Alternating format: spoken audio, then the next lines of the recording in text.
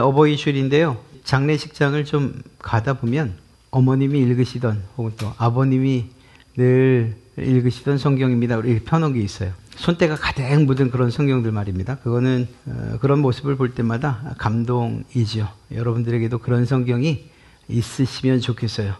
어디 급하게 성경을 놔야겠고, 야 5만 원짜리 하나 줄 테니까 사와라. 아주 빳빳하게 막 펼쳐지지도 않는 그런 거 놓지 마시고, 지금부터라도 이렇게 막 이렇게 하셔가지고 좀 오래됐구나 그런 느낌 나게라도. 그래서 하나님의 말씀으로 내가 살았습니다. 또 그 말씀으로 내가 자녀를 양육했습니다. 라는 것들이, 그래서 하나님 앞에 내가 기쁨으로 갈 수 있습니다. 그런 것들이 이렇게 보여지는 것 같아서 그렇게 말씀드립니다. 오늘 찬송도 또 그러한 내용이었고 말입니다. 저희는 마태복음 강의를 계속해서 하고 있고요. 예수님께서 이제 마지막 십자가를 향해 가는 그 길에서 있었던 일주일간의 이야기를 하고 있습니다. 지금 이 시대에 대한 여러 가지 표현들이 있는데 이런 이야기는 많이 들어보셨을 겁니다. 권위 상실의 시대, 뭐 이렇게 이야기하면 너무 거창할까요? 권위라는 게 뭘까 생각해 보면 다른 사람을 지휘하거나 통솔하에 따르게 하는 어떤 힘을 이야기합니다. 그렇다고 해서 이 힘이 우리가 이야기하는 이런 파워 이런 것만을 의미하는 건 아니죠. 오히려 영향력을 끼치는 그런 위신이나 위력을 이야기한다. 그래서 어떤 분야에서 또 어떤 자리에서 사회적으로 혹은 그 공동체 간에 인정을 받고 그 인정받은 것으로 끝나는 것이 아니라 영향력을 끼치는 어떤 위신이나 위력, 이걸 권위라고 이야기할 수 있을 것입니다. 안타깝게도 우리가 신문지상이나 혹은 매체를 통해서 이런 이야기를 많이 들어요. 교권이 붕괴됐다, 뭐 부모의 권위가 약화됐다, 뭐 이런 이야기 말입니다. 또 국가 공권력에 대한 신뢰 무너졌다, 종교 역시 그 권위가 추락했다, 이런 이야기 듣지요. 아마 이 자리에 계신 분들은 이것과 아무런 상관없는 그저 다른 사람들의 이야기로 들려지시리라 생각합니다. 신문지상에 너무 많이 나고 또 안타까운 일들입니다. 선생님들의 이러한 권위가 무참히 짓밟히고, 그래서 그런 일도 있었죠. 핸드폰 하지 못하게 한다고 그거 다시 뺏으려고 하다가 선생님의 뺨을 때리는 일들도 있고 말입니다. 근데 또 가만 생각해 보면 교권의 붕괴, 그건 뭐 이미 얘기된 것 같아요. 그러니까 부모님의 권위가 떨어지면서 군사부 일체 하던 이런 말들은 옛말이 되었고, 부모님에 대한 그러한 권위가 사라지면서 당연히 부모도 아닌 사람들에 대한 권위가 세워져 갈 수는 없지요. 주치자에 대해서 어떤 통제를 하려고 할 때에 폭행당하는 그런 경찰관들이나 소방공무원들의 그런 뉴스들 종종 보잖아요. 공권력에 대한 권위, 그 권위에 도전하는 거죠. 그리고 거기에 대해서 아무런 조치를 못하다 보니 이런 일들이 일어나는 것 같습니다. 종교의 권위도 추락합니다. 종교라는 것이 우리 사람들을 정말 보이는 이런 신체나 혹은 단순한 사회 구조 아래에서 이끌어가는 것이 아니라 보이지 아니하는 영적인 세계에 관한 일이고, 그것은 더 정신적인 일에 가까운데 거기에서 본을 보이지 못한 채 오히려 더 이 영향력을 끼쳐야 될 사람들이 좋은 영향력이 아니라 악한 영향력을 끼치고, 그리고 그래서 종교를 멀리하고 우리 편에서 본다면 하나님을 더 멀리하는 이런 일들이 생기는 것, 그런 권위가 상실된 것이라 이야기할 수 있을 것입니다. 그런데 이것을 좀 한마디로 표현하면 아마도 이런 이야기를 하고 있는 것이고 주장하는 것일 겁니다. 그러니까 내 인생은 내 것이니까 제 삶에 간섭하지 말아주세요, 이런 거죠. 부모님들이 자녀들한테 이야기할 때에 마음속에서 아니 내 인생 내가 사는데 선생님이 뭐라고, 아니 내가 알아서 한다니까요, 간섭하지 마세요. 아니 내가 술 먹고선 이러는데 당신이 무슨 상관이야. 거기에 대한 마땅한 제재가 없으면 이런 일들은 계속해서 반복해 일어나는 거죠. 이런 일들에 대해서 성경은 무엇이라고 이야기하는가 또 특별히 오늘 우리가 다룰 이 권위에 대한 것은 하나님께서 부여해 주신 것이라는 사실들을 전제로 하고 있습니다. 가장 쉽게 가정이 만들어지지 않습니까? 창세기에. 그때 한 남자와 한 여자를 만나게 하시는데 그때 가정의 권위를 아담에게 부여하신 분이 하나님이시죠. 그러니까 각 사람마다의 권위가 있고 그리고 또 어떤 공동체나 모임에 대한 책임을 져야 하는 대표성을 띤 그러한 자에게 권위를 부여해 주시는 것, 그 하나님이 하시는 일이라는 것입니다. 그래서 로마서에서는 국가에 대한 권력에 복종하라고까지 바울은 이야기하고 있는 것입니다. 이러한 권위를 인정하는 것, 그것은 중요하고, 그리고 그 인정할 때에 그냥 하라고 하니까가 아니라 하나님께서 특별한 뜻과 계획이 있어서 그에게 이 권위를 부여했구나 라는 사실을 인정하면서 그 권위를 따르는 것, 이것이 중요하다는 것을 이야기하고 있는 것이죠. 이 문제가 왜 생겼냐? 대제사장들과 장로들이 예수님을 찾아와서 묻습니다. 예수님께서 성전에서 가르치실 때에 이들이 와서 물은 것이 무엇이냐? 요한의 세례가 하늘로부터 왔냐? 사람에게로부터 왔냐? 이렇게 물은 겁니다. 죄송합니다. 제가 다음 거를 했어야 되는데 죄송합니다. 이게 제가 잘못했네요. 제가 이걸 먼저 해야 됩니다. 네. 예수님의 권위에 대한 도전이 일어납니다. 무슨 말인가 하면 이 대제사장들과 장로들이 와서 예수님께 물은 거예요.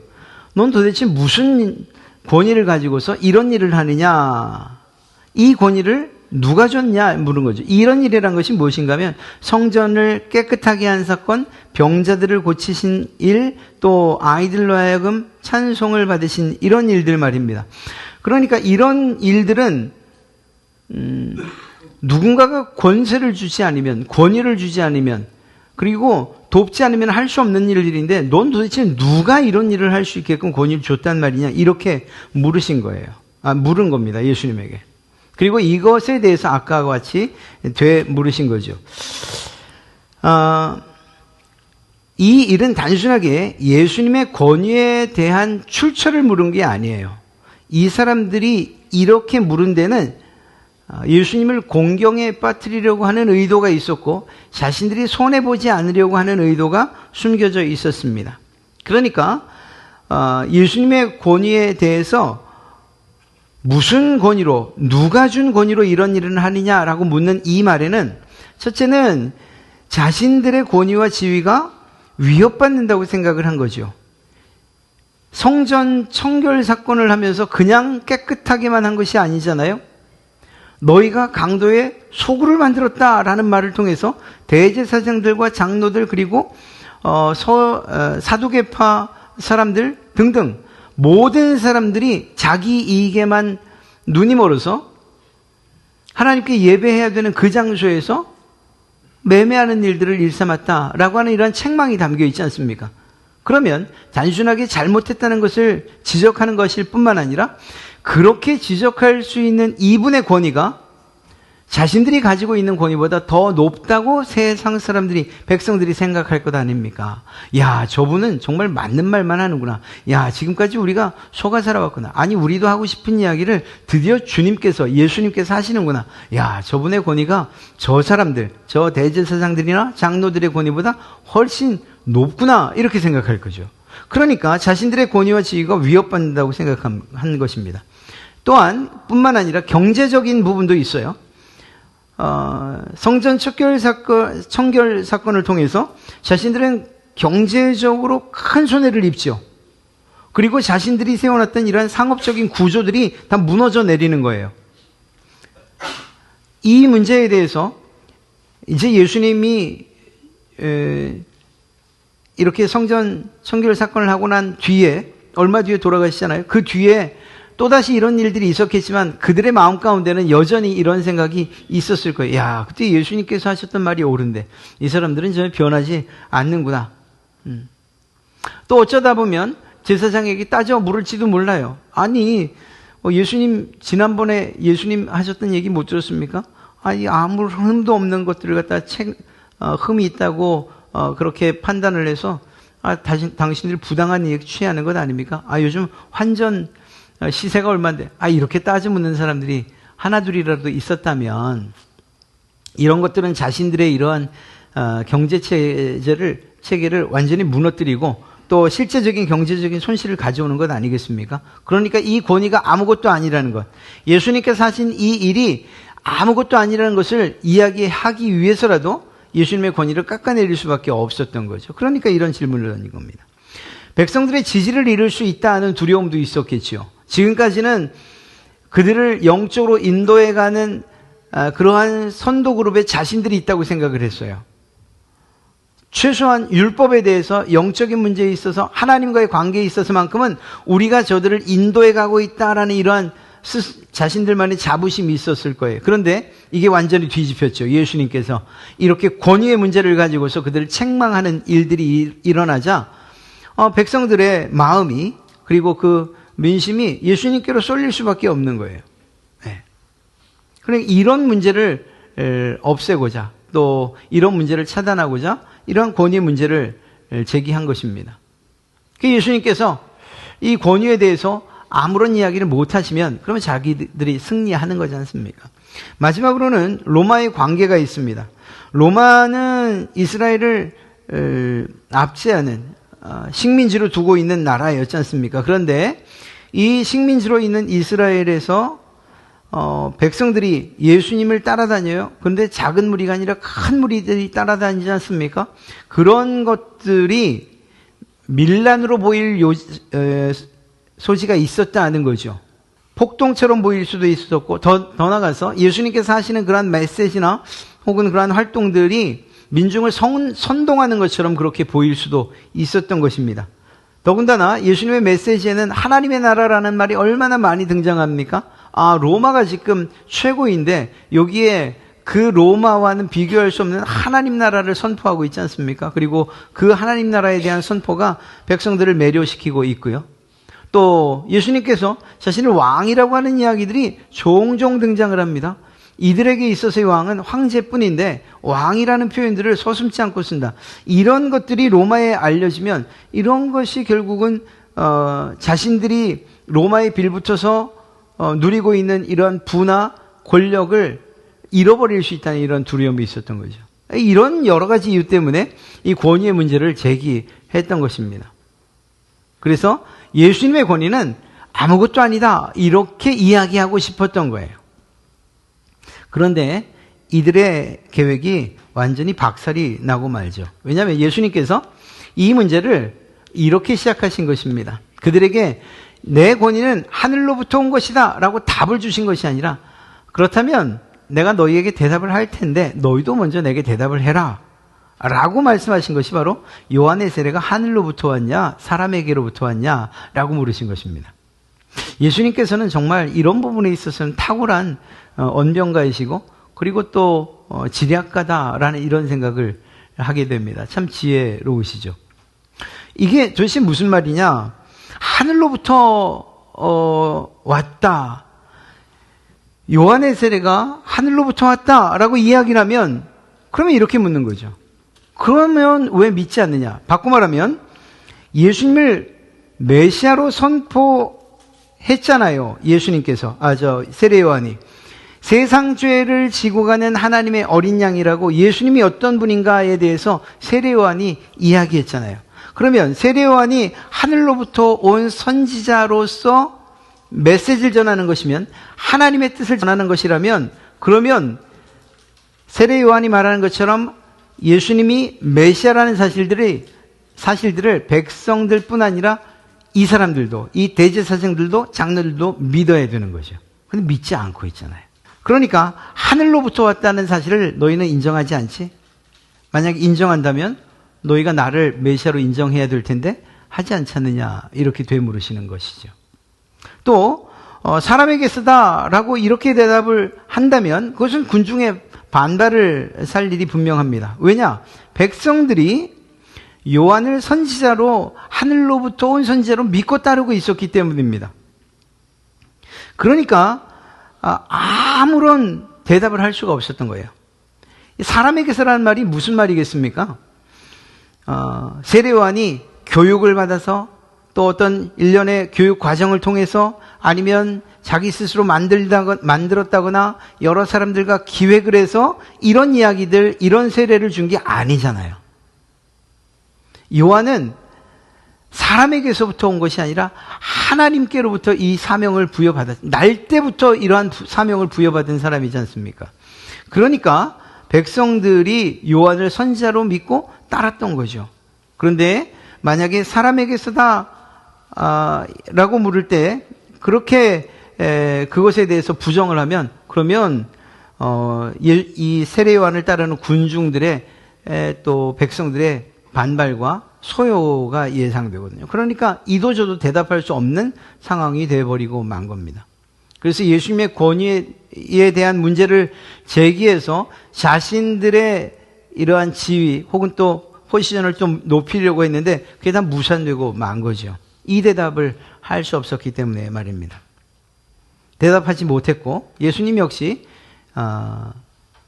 아무런 대답을 해주지 않습니다. 물론 예수님께서 답을 하지 못해서가 아니죠. 예수님이 답을 해주지 않은 거예요.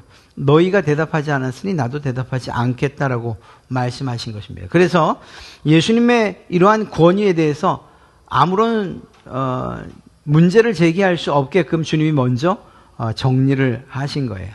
그래서 너희가 묻는 이 권위에 대한 문제 다시는 문제 제기하지 말아라. 내가 지금 성전을 청결케 한 사건이나 또 병자들을 낫게 한 이 일이나 또 어린아이들을 통해서 찬송받은 이러한 일들은 내가 할 수 있는 권위 밖의 일이 아니고 당연히 하나님께로부터 온 권위를 가지고서 할 수 있는 일들이다라는 사실을 먼저 선언하신 것입니다.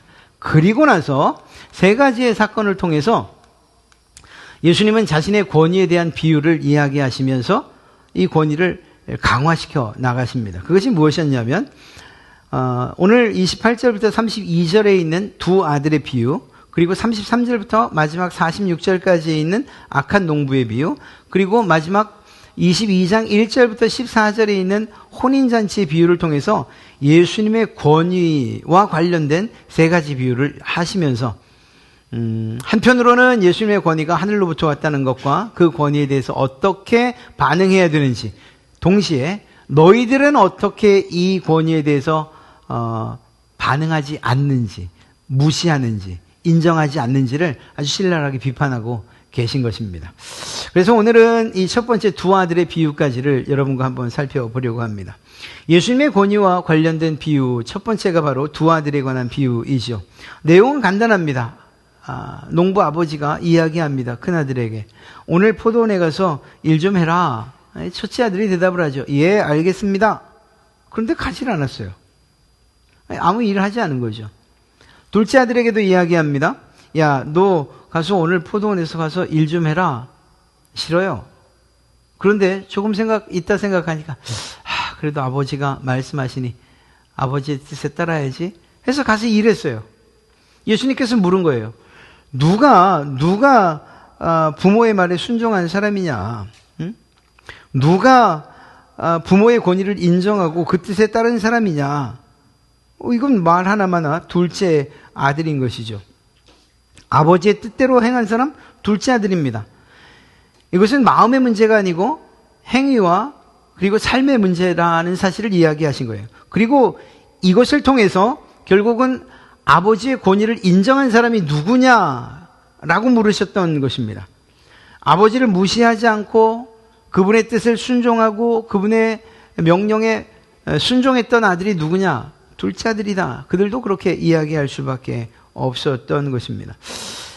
그런데 주님께서는 여기에서 단순한 비유만으로 그치지 않고 그 비유를 풀어주시는데 여기에서 이제 그 대상들, 즉 대제사장들과 장로 등 이 사람들이 가슴에 대못을 박는 그러한 풀이를 해 주십니다. 첫째 아들, 그들은 바로 너희들이다. 하나님의 말씀이 너희들에게 임했고 그 말씀을 연구한다고 그리고 그 말씀대로 따라 산다고 하면서도 실제로는 살지 않는 바로 너희들이야말로 첫째 아들이다. 하나님의 권위를 인정하지도 않고 하나님의 뜻에 따르지도 않는 사람들, 바로 너희들이다, 이렇게 말입니다. 그럼 둘째 아들은 어떤 사람이냐? 전혀 예상치 않았던 사람들이죠. 죄인들입니다. 오늘 성경에 기록된 세리와 창녀들을 이야기하죠. 이 사람들만이겠습니까? 유대인들이나 혹은 종교 지도자들이 그렇게 멸시하고 또 때로는 천대하면서 사람 취급하지 않는 많은 사람들 말입니다. 가까이 하려고 하지도 않고 함께 밥을 먹으려고 하지 않는, 나는 깨끗하고 너는 더럽다라는 이런 인식하에서 대하고 있는 모든 사람들이 다 둘째 아들인 거예요. 그리고 실제로 이런 일들이 일어났지 않습니까? 세리, 마태도 세리였죠. 삭개오도 세리였죠. 그리고 예수님을 따랐던 많은 여인들, 그 가운데 어떤 이들에 대한 이야기이기도 합니다. 그러니까 예수님의 말씀을 듣고 그리고 따랐던 사람들이 있는 반면에 예수님께서 그렇게 성전에서 선포하고 이야기하고 복음을 전했음에도 불구하고 이러한 예수님의 뜻에 전혀 따르지도 않고 오히려 예수님에게 도전하고 예수님을 죽이려고 했던 바로 이 종교 지도자들, 이 둘을 극명하게 대비시켜서 누가 하나님의 뜻에, 누가 아버지의 뜻을 따른 사람이냐라고 물음으로 말미암아 결국 자신들의 대답이 내가 하나님의 권위를 인정하지도 않고 내가 하나님의 뜻을 따르지 않은 사람입니다라는 것을 스스로 자인하게 만든 이러한 이야기인 것입니다. 이것은 좀 넓게 이야기하면 그런 거죠. 유대인들, 하나님의 말씀을 율법으로 받은 사람들, 하나님께서 아브라함을 통해서 택한 백성들과 택한 민족, 그래서 자기들은 선택받은 사람들이다라고 하는 이러한 자부심을 가지고 살았던 사람들, 하나님께서 우리와 함께 하신다는 성전에 대한 자부심을 가지고 살았던 사람들, 하나님께서 우리를 지켜주신다고 하는 이러한 막연한 생각들을 가지면서 그러면서 여전히 하나님의 뜻에 순종하지 않았던 사람들, 바로 유대인들과 사도행전에서 우리가 지금 새벽 예배마다 보고 있는데 예수님을 믿을 것 같지 않았던 이방 사람들, 죄인이라고 손가락질하던 그 이방 사람들, 그럼에도 불구하고 예수님의 그 뜻 그리고 그 말씀에 순종해서 믿기로 작정하고 실제로 그런 삶을 살아가는 고넬료나 혹은 또 많은 이방 사람들, 이렇게 큰 부류로 생각해 볼 수도 있습니다.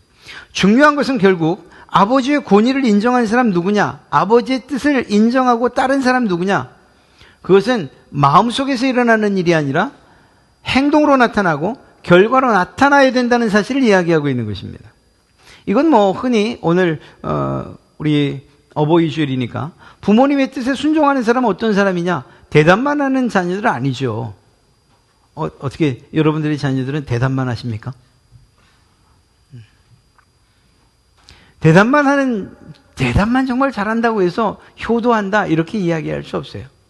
때로는 무뚝뚝해 보여도, 그냥 묻는 말에 대답도 안 하는 것 같아도, 그래도 여러분들을 위해서 무엇인가, 부모님을 위해서 무엇인가 하려고 애쓰고 또 그런 결과들을 때로 종종 보여주기도 하는 그런 자녀들이라고 하면 모양과 다르게, 대답과 다르게 그들의 마음을, 그리고 그들이 얼마나 부모를 사랑하는가, 또 권위를 인정하고 또 정말 공경하는가 하는 것들을 알게 되는 거죠. 말만 가지고서는 할 수 없는 것, 그것이 권위를 인정하는 올바른 태도의 권위 인정은 말로만 이루어지는 것이 아니라는 사실을 이야기하고 있습니다. 권위를 인정한다 할 때에 그러한 사람들의 태도가 무엇이냐, 사실 우리에게 하는 이야기예요. 이제는 우리는 하나님의 권위를 인정하는 사람들 아닙니까? 그냥 우리 사람들 사이에서 이 권위를 이야기하는 것이 아니고 우리는 이제는 하나님의 권위에 대해서 이야기를 해야 돼요. 우리를 위해서 죽으신 예수 그리스도의 그 권위에 대해서 우리가 어떤 태도를 취해야 되느냐, 이것을 이야기해야 되는 거예요. 이 이야기를 보고서 야, 이스라엘 사람들 나쁘네, 이 대제사장들 장로들 나쁘네, 참 이렇게 하고 끝날 만한 그런 이야기가 아닌 거예요. 그것이 아니고 나는 정말 하나님의 권위에 복종하고 있는가, 그 권위를 인정하고 있는가, 하나님의 뜻과 계획을 따라 순종하고 있는가, 이러한 말씀으로 나를 비추어 볼 수 있어야 된다는 것입니다. 오늘 권위를 인정하는 사람들의 태도는 세 가지로 이야기할 수 있는데, 첫째는 말이나 혹은 마음만으로는 부족하다는 거예요. 내가 하나님의 권위를 인정합니다 라고 하는 이러한 마음속의 감동이나 말로만은 하나님의 권위를 인정한다, 또 그 뜻을 따른다, 이렇게 말할 수 없다고요. 아브라함이 예, 알겠습니다, 제가 아들 이삭을 바치겠습니다 마음으로 작정을 하고 그리고 말로 고백을 했다 하더라도 실제로 아들을 끌고 모리아산을 올라가는 이 일이 없었다면, 그러면 그것은 하나님의 권위를 인정하는 게 아니죠. 어쩌면 하나님의 권위에 그리고 또 그 뜻을 무시하는 거예요. 말만 하니까 말입니다. 제가 간다니까 조금만 더 기다려, 제가 갑니다, 가요. 예. 마음이나 말만으로는 부족한 거예요.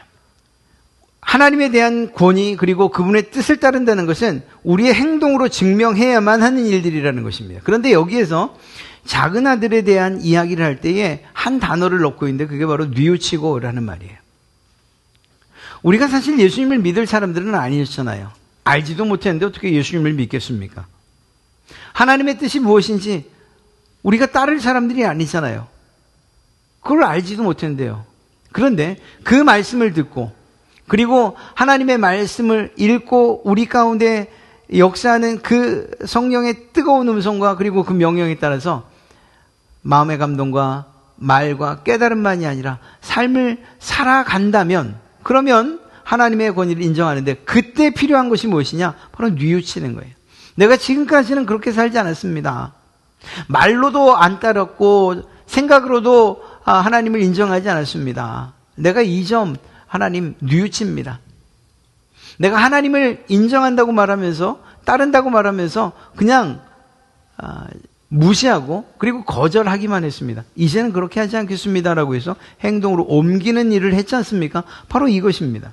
그래서 행동으로 혹은 삶으로 증명하는 이 과정에서 모두가 다는 아닐 수 있겠습니다만, 그러나 대부분은 자신의 삶을 돌아보고 뉘우치는 이 과정이 반드시 있어야 되는 거죠. 작은 아들처럼 말입니다. 이 과정이 큰 아들에게도 있었다면 반드시 그는 따라갔을 겁니다. 내가 대답만 하고 하지 않았지. 이러면 안 되지. 내가 아버지의 뜻을 따른다면 이러면 안 되지. 바로 이런 뉘우치는 거죠. 큰아들에게도 이러한 뉘우침의 과정이 있었다면 그는 자기가 대답한 대로 가서 했을 거예요. 아버지에게 대답할 때 그 대답만으로는 둘째 아들이 더 큰 상처를 줬겠죠. 그러나 그 결과는 오히려 큰 아들이 더 큰 상처를 주는 것을 보게 됩니다. 우리의 신앙생활과 특별히 하나님의 뜻을 따른다, 하나님의 권위를 인정한다 라는 이러한 것들은 마음이나 말로만이 아니라 여러분의 삶이나 혹은 행동을 통해서 반드시 증명되어야 된다는 것, 그리고 그 과정 가운데서 필수적인 코스가 있다면 그것은 바로 뉘우치는 회개의 코스가 있어야 되는 거예요. 그래서 우리의 삶을 돌아보고 하나님, 내가 이렇게 살면 안 되는데, 이게 하나님의 뜻에 순종하는 삶이 아닌데 이제 하나님의 뜻에 순종하겠습니다 라고 하는 이러한 뉘우침과 함께 삶의 그리고 행동의 변화가 일어나는 것, 그것이 하나님의 권위와 하나님의 뜻을 순종하는 길이라는 것입니다. 좀 구체적으로 이야기한다면 이러한 것들에 대해서 우리는 하나님의 권위에 대한 문제들을 제기해 봐야 돼요. 시간이나 물질이나 어떤 관계에 공적인 신앙생활, 예배나 기도 혹은 봉사생활 등등 말입니다. 혹은 말이나 언어, 혹은 우리의 몸, 혹은 우리가 하는 일들, 우리의 마음이나 생각, 이거 말입니다. 이걸 이렇게 우린 이야기할 수 있어요. 우리가 흔히 하나님에 대해서 고백할 때에 이렇게 말합니다. 하나님은 나의 전부입니다. 하나님 한 분이면 내게 충분합니다. 이렇게 고백하기를 참 좋아하죠. 그리고 그것은 진심일 것입니다. 그런데 그 말이 정말로 하나님의 권위를 인정하고 하나님의 뜻을 따르는 그런 마음에서 나온 말이라고 한다면, 그러면 하나님 한 분이면 충분합니다라고 말한 것으로 끝나야 되는 거예요. 하나님께서 하셨습니다라고, 하나님이면 충분합니다, 하나님의 은혜입니다 말했으면 그것으로 끝나야 된다는 거예요. 저도 마찬가지고요. 하나님 한 분이면 충분합니다, 그리고 하나님께서 나의 전부이십니다 라는 말로서 하나님의 권위를 인정하고 하나님의 뜻에 순종하기로 했다면, 그러면 다른 것들을 가지고서, 그런데 제게 물질이 좀 필요합니다. 그래서 제게 시간이 필요하고, 그래서 내가 좀 더 높아져야 되고 또 힘을 가져야 됩니다 라고 말할 수는 없다는 거예요. 그냥 하나님이면 충분하다고 그것으로 끝내자는 이야기를 하는 것입니다. 하나님의 나의 주인은 오직 하나님 한 분이십니다 라고 말했으면 그것이면 되는 거예요. 여러 가지 것들, 이러한 조건들을 생각할 때에 내 주인은 오직 하나님이십니다 라고 말하는데, 그런데 내 시간을 내가 자유롭게 쓰는데 누가 뭐라고 할 수 있습니까? 라고 말한다면 이게 이율배반적이라는 거예요. 내가 내 몸을 가지고서 하고 싶은 일을 하는데 이걸 가지고서 왜 문제 삼습니까? 이율배반적이라는 거예요. 아니, 하나님 거라면서요. 주인이 하나님이시라면서요. 내 몸도 하나님의 것이라고 말했으면 그러면 하나님께서 원하신 대로 사용되는 게 마땅한 거잖아요. 내가 가지고 있는 물질도 하나님의 것이라고 고백하셨어요? 하나님께서 사용하시겠다고 하면 당연히 드려야 되는 게 맞는 거죠. 우리의 예배에 관한 모든 공적인 예배 신앙생활도 마찬가지인 거예요. 하나님께서 나의 전부이시고 나의 주인이십니다 라고 말했다면, 그러면 그런 고백으로만 끝나는 것이 아니라, 마음의 고백으로, 이 다짐으로만 끝나는 것이 아니라 실제적으로 하나님이 주인이라는 사실을 시간에 있어서도 나타내 보이는, 증명하는 삶을 살아야 되고, 물질에 있어서도 하나님이 주인이라는 사실들을 나타내 보이면서 살아야 된다는 거예요. 말에 있어서도 마찬가지고 말입니다. 하나님 없이는 나는 아무것도 아닙니다 라고 그렇게 말했으면, 그렇게 하나님의 권위를 인정하고 하나님의 뜻을 세우고자 그렇게 작정하셨다면, 그러면 이런 여러 가지 것에 있어서 하나님 없이는, 이러한 이 말이 실제가 되기 위해서는 이런 다른 것들이 혹여 내게 없어도 하나님이 계시면 충분합니다라고 그렇게 이야기하고 또 그렇게 살아가야 된다는 것을 이야기하는 것입니다. 그러니까 하나님의 권위를 인정한다라고 하는 이것은 단순하게 그냥 말로서만 되어지는 것은 아니라는 사실을 이야기하는 거예요. 하나님 외에 더 바랄 것이 없습니다. 이렇게 고백했다면 그러면 그것 하나로 그냥 끝내야 된다는 거예요. 그냥 다른 것들을 더 추구하고 바라는 이러한 삶을 줄이거나 혹은 멈춰야 되는 거죠. 우리의 모든 삶은 결국은 하나님의 손에 달려있다고 우리가 고백하잖아요. 내 생명도, 내 건강도, 내 모든 것도 다 하나님의 것입니다. 하나님의 권위 아래, 하나님의 뜻 아래 있습니다 라고 그렇게 우리는 고백하잖아요. 그러면 그냥 이 말과 생각만 하나님의 것입니다가 아니라 내가 가지고 있는 모든 것들이 다 하나님의 것이라는 사실들을 삶을 통해서 증명해 나가자는 거예요. 욥이 그런 점에 있어서는 우리에게 매우 탁월한 모델이 되죠. 하나님 한 분이면 충분합니다 라고 말했던 그가 정말 자신의 모든 것들을 다 상실했을 때도 하나님을 향하여 범죄하지 않았잖아요. 바로 그런 모습 말입니다. 그런 것이 하나님의 권위와 뜻에 순종하는 삶 아니겠습니까? 쉽지 않지만 우리는 그런 방향을 향해서 계속 나가야 되는 거예요. 나 하나님의 뜻에, 하나님의 권위에 복종하는 게 이렇게 힘든 줄 몰랐다. 이제는 조심해서 어느 부분은 권위에 인정한다고 말하고 뜻을 따른다고 말하고, 내가 도저히 못할 것은 하지 말아야지. 그런 얘기 하자는 게 아니잖아요. 그게 아니고 하나님의 뜻과 그리고 그분의 권위에 순종하고 인정하는 삶을 살자고요. 우리가 비록 그렇게 하지 못하는 부분이 있다면 그 부분들을 좀 더 강화시켜가고 넓혀가고 확장해 가자고요. 그래서 최종적으로는, 그래서 하나님께서 우리를 부르실 그때에는 내가 주님의 뜻에 순종하는 삶을 살았습니다. 나는 이 세상에서 하나님의 권위를 인정하면서 살려고 애썼고 노력했고 그렇게 살아왔습니다 라고 이렇게 당당하게 말할 수 있는 그러한 신앙인이 되자고 이 말씀을 드리는 것입니다. 여러분들의 부모님에 대해서 저는 부모님을 사랑하고 그분의 권위를 인정합니다 라고 하는 것은 반드시 말과 행동으로 나타나야 되는 거예요.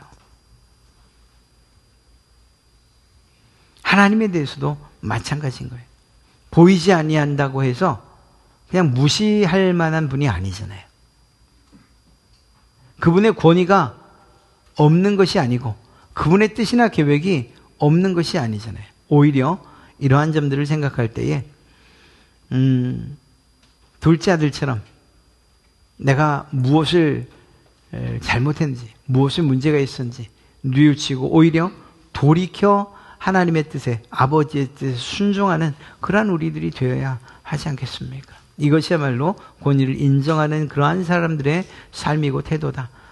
여러분들이 그러한 삶, 그리고 또 그렇게 인정하시고 뜻에 순종하시는 그러한 성도들 되시기를 주님의 이름으로 축복합니다.